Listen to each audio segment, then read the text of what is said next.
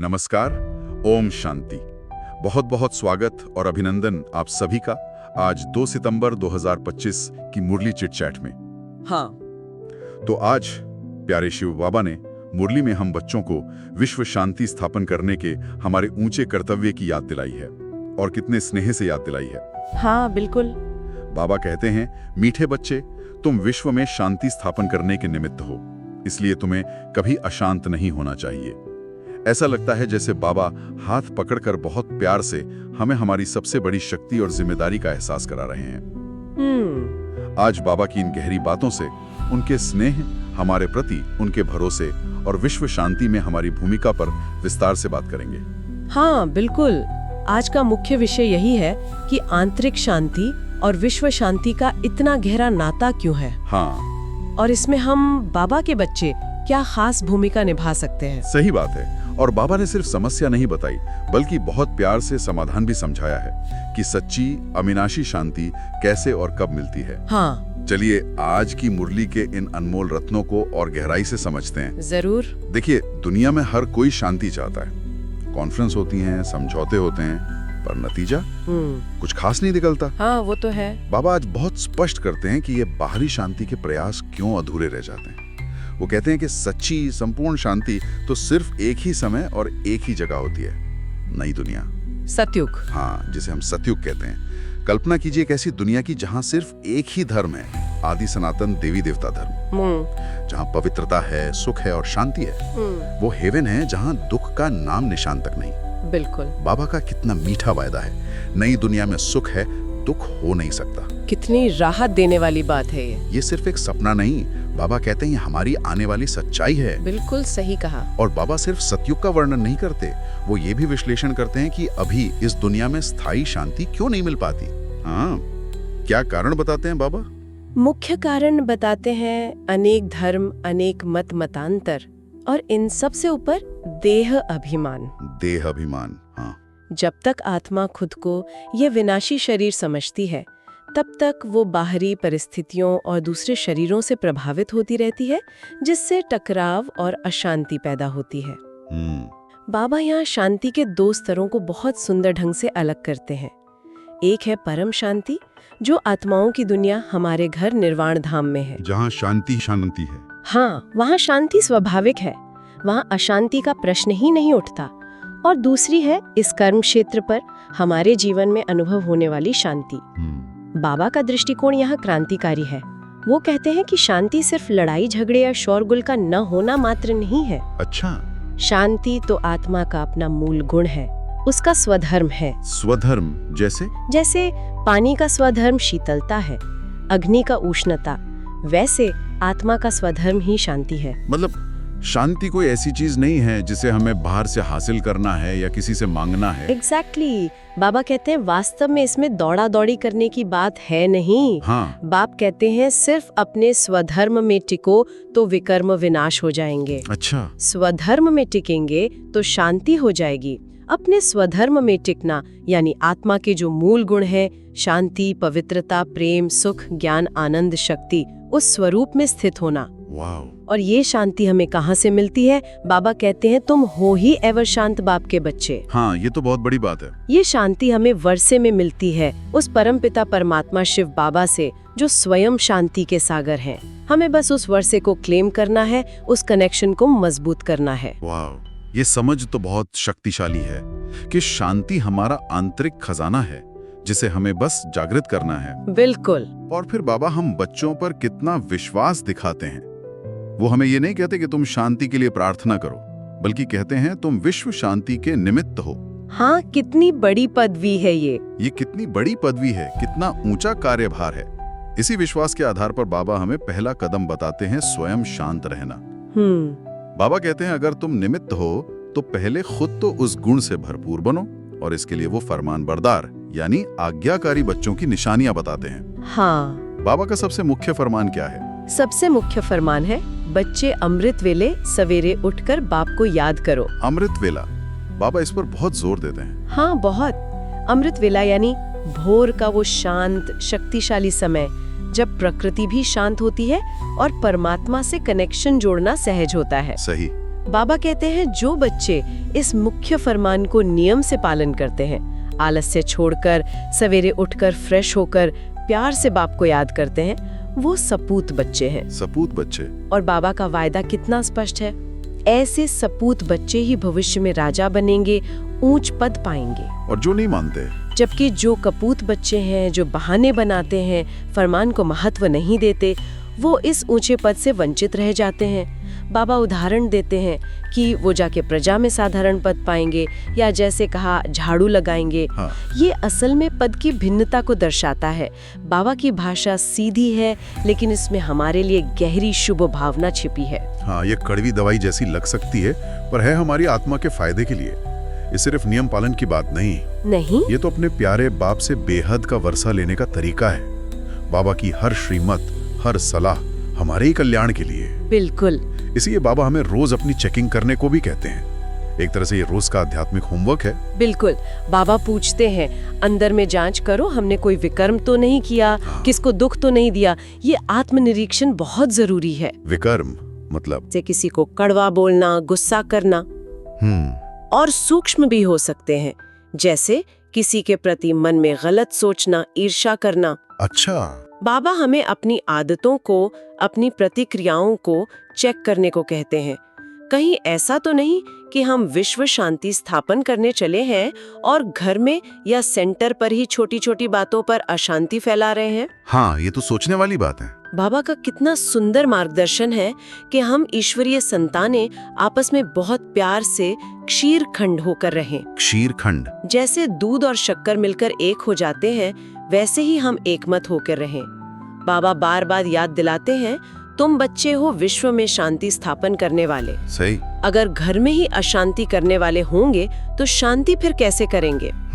हमारी अपनी आंतरिक स्थिरता, हमारा पवित्र व्यवहार, हमारा आपसी स्नेह ही वो फाउंडेशन है जिस पर विश्व शांति की इमारत खड़ी होगी। और इस आंतरिक शांति और पवित्र व्यवहार का सबसे मजबूत आधार क्या है?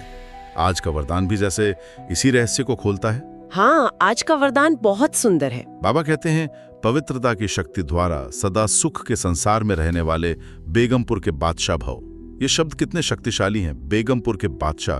हाँ, बेगमपुर यानी ऐसी आत्मा जो गम की दुनिया से परे है। वाह। और इस बादशाहत का आधार है पवित्रता की शक्ति। बाबा स्पष्ट करते हैं कि पवित्रता ही सुख और शांति का फाउंडेशन है। फाउंडेशन? हाँ, जैसे एक मजबूत नींव के बिना ऊंची इमारत नहीं बन सकती, वैसे ही पवित्रता के बिना सच्चे और स्थायी सुख शांति का अनुभव नहीं हो सकता। अच्छा। इसीलिए बाबा ने पवित्रता को सुख शांति की जननी यानी माता कहा है। माता कहा है? हाँ, और यहाँ पवित्रता का अर्थ सिर्फ शारीरिक ब्रह्मचर्य तक ही सीमित नहीं है। बाबा इसे बहुत व्यापक रूप में समझाते हैं। वो कैसे? पवित्रता के और कौन से पहलू हैं जिन पर बाबा ध्यान दिलाते हैं? बाबा मन, वचन और कर्म तीनों स्तर पर पवित्रता की बात करते हैं। मन, वचन, कर्म तीनों? हाँ, मन की पवित्रता यानी हमारे संकल्प शुद्ध हों, किसी के प्रति व्यर्थ या नकारात्मक विचार न हो। वचन की पवित्रता यानी हमारी वाणी मधुर हो, सत्य हो, दूसरों को सुख देने वाली हो। मीठी वाणी। और कर्म की पवित्रता यानी हमारे हर कर्म श्रेष्ठ हो, दूसरों के लिए प्रेरणा बने। जब इन तीनों स्तर पर पवित्रता आती है, तब आत्मा सचमुच हाईनेस, महान और होलीनेस पवित्र बनती है। हाईनेस और होलीनेस? ऐसी पवित्र आत्मा, बाबा कहते हैं, कभी उदास हो ही नहीं सकती। वो सदा अपने आंतरिक सुख के संसार में रहती है, बाहरी परिस्थितियों के प्रभाव से मुक्त। अच्छा। इसीलिए उन्हें बेगमपुर, बिना गम का शहर का बादशाह कहा गया है। उनका ताज भी न्यारा होता है, लाइट का ताज, जो दिव्यता और पवित्रता की निशानी है। लाइट का ताज। और उनका तख्त भी न्यारा होता है, अचल अडोल आत्मिक स्थिति का तख्त। यही पवित्रता की शक्ति हमें अंदर से सदा भरपूर और शांत रखती है। तो शांति के लिए स्वधर्म में टिकना, पवित्रता को धारण करना, और साथ ही बाबा ने ज्ञान और भक्ति के अंतर को भी आज फिर से स्पष्ट किया। हाँ, ये भी बहुत जरूरी पॉइंट है। ये समझना क्यों जरूरी है? ये समझना इसलिए जरूरी है ताकि हम सही समय पर सही चीज कर सकें। बाबा कहते हैं, ज्ञान अलग और भक्ति अलग चीज है। हाँ। आधा कल्प है दिन और आधा कल्प है रात। ज्ञान जिसे बाबा सुना रहे हैं, ये सत्य ज्ञान है जो आत्मा और परमात्मा का परिचय देता है, सृष्टि चक्र के रहस्य खोलता है, जो अभी मिल रहा है हमें। हाँ, ये ज्ञान आत्मा को जागृत कर स्वर्ग रूपी दिन की स्थापना का आधार बनता है। भक्ति का समय तब शुरू होता है जब ज्ञान प्रायः लोप हो जाता है, यानी द्वापर कलयुग की रात में। अच्छा। तब परमात्मा को पाने के लिए मनुष्य अनेक प्रकार के कर्मकांड, पूजा पाठ करते हैं, लेकिन सत्य ज्ञान न होने के कारण भटकते रहते हैं। बाबा ने ये भी इशारा किया कि कैसे शास्त्रों में कल्प की आयु लाखों वर्ष लिख दी गई है, जो कि गलत है। हाँ, ये बहुत लोग मानते हैं। बाबा बताते हैं कल्प की आयु सिर्फ 5000 वर्ष है। इस गलत आयु के कारण मनुष्य सृष्टि चक्र को सही रीति समझ नहीं पाते और सोचते हैं कि अभी तो कलयुग के बहुत वर्ष बाकी हैं, जिससे पुरुषार्थ में ढीले पड़ जाते हैं। हाँ, एक कल्प की सही समझ और सृष्टि चक्र का ज्ञान तो जैसे एक नक्शा है जो हमें बताता है कि हम कहाँ हैं और हमें कहाँ जाना है। बिल्कुल, ये ज्ञान, ये समझ हमें एक ऊंची स्थिति प्रदान करती है। जब हमारी बुद्धि में ये नशा रहता है कि ये 5000 साल का ड्रामा कैसे चलता है, कौन कौन एक्टर्स है, किसका क्या पार्ट है। हाँ। सतयुग से लेकर कलयुग तक आत्मा का सफर कैसे होता है, तो हम किसी भी परिस्थिति में विचलित नहीं होते। सही है। बाबा कहते हैं बच्चों की बुद्धि में ये नशा है, ये सृष्टि का चक्र कैसे चलता है, ये समझ हमें साक्षीपन की स्थिति में स्थित करती है। साक्षीपन। हम घटनाओं को ड्रामा के सीन समझकर देखते हैं, कर्तापन के भाव से मुक्त होकर। बाबा ने आज ब्रह्मा द्वारा ब्राह्मणों की स्थापना की भी बात की। हाँ, ब्राह्मणों की स्थापना। ये जो छोटा सा संगम युग है, जहाँ बाप स्वयं आकर पतितों को पावन बनाते हैं, शूद्रों से ब्राह्मण रचते हैं, यही सारे कल्प के परिवर्तन का केंद्र बिंदु है। अच्छा, ये संगम योगी। हाँ, इसी समय हम ब्राह्मण आत्माएं बाप से ज्ञान और योग बल लेकर देवता बनने का पुरुषार्थ करती हैं। वो जो वर्णों वाला चित्र है, ब्राह्मण, देवता, क्षत्रिय, वैश्य, शूद्र, वो इसी यात्रा को दिखाता है। बिल्कुल। तो शांति स्थापन के इस महान कार्य के लिए ज्ञान भी चाहिए, पवित्रता भी चाहिए और सबसे जरूरी चीज पुरुषार्थ भी चाहिए। हाँ, पुरुषार्थ के बिना तो कुछ नहीं। सिर्फ सुनने या जानने से काम नहीं चलेगा, उसे जीवन में लाना होगा। बाबा हमें बहुत प्यार से पुरुषार्थ के लिए जगाते हैं। कहते हैं, बच्चे गुलगुल बनो तो ऊंच पद पाएंगे। गुलगुल। हाँ, गुलगुल यानी बाबा के प्यारे फूल जो मधुर हैं, गुणवान हैं, जिनकी खुशबू दूर तक फैलती है। हाँ, ये गुलगुल बनना सिर्फ मीठा बोलना नहीं है, इसमें दिव्य गुणों को धारण करना समाया हुआ है। अच्छा। सहनशीलता, नम्रता, संतुष्टता, निर्भयता, इन गुणों से सजी हुई आत्मा ही बाबा की सच्ची गुल है।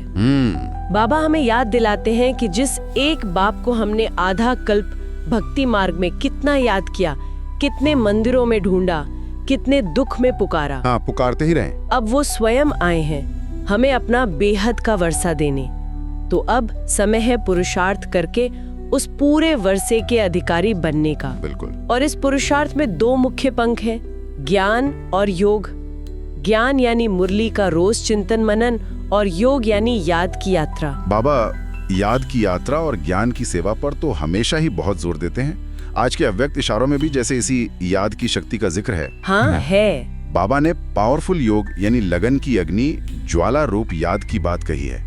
ये ज्वाला रूप याद क्या है? ज्वाला रूप याद यानी एक तीव्र, एकाग्र और स्नेह भरी याद, जिसमें आत्मा पूरी तरह परमात्मा बाप की याद में समा जाए। तीव्र और एकाग्र। हाँ, ये कोई मैकेनिकल याद नहीं, बल्कि दिल के सच्चे प्यार और लगन से भरी हुई हो।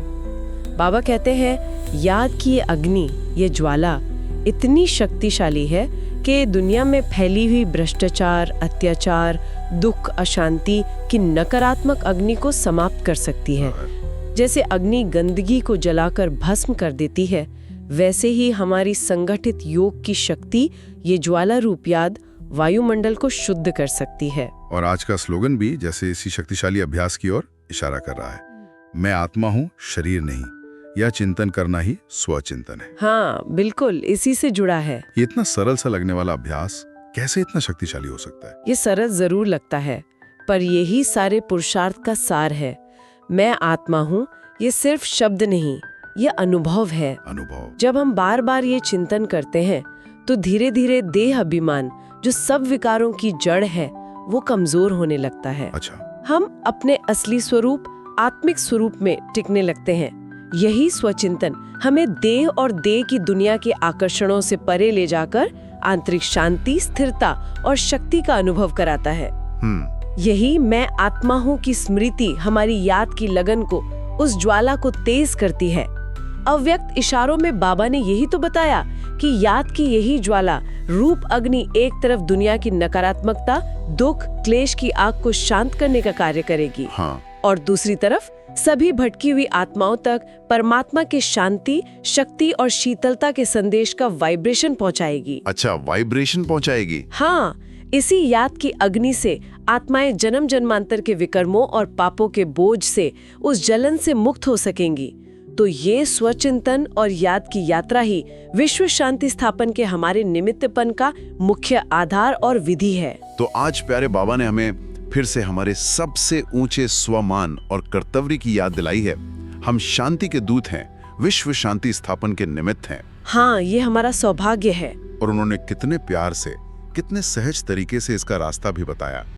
सच्ची शांति बाहर की भागदौड़ में नहीं, बल्कि अपने स्वधर्म में टिकने से, मन वचन कर्म से पवित्र बनने से और एक प्यारे बाप को स्नेह और लगन से याद करने से मिलती है। बिल्कुल। बाबा का ये अथाह प्यार, उनका ये दिव्य मार्गदर्शन और हम पर उनका ये अटूट विश्वास ही हमें विश्व शांति के इस महान कार्य में सफलतापूर्वक निमित्त बनने की शक्ति देता है। हाँ, शक्ति मिलती है। ये जिम्मेदारी बड़ी जरूर है, पर बाबा के साथ और उनके ज्ञान की रोशनी में ये सफर बहुत सहज और सुखद हो जाता है। ओम शांति। ओम शांति। और चलते चलते एक विचार सबके लिए, जिसे बाबा ने आज विचार सागर मंथन कहा। हाँ, मंथन। बाबा तो हमें रोज ज्ञान के सागर से अनमोल रत्न निकाल कर देते हैं, पर मंथन हमें खुद करना है।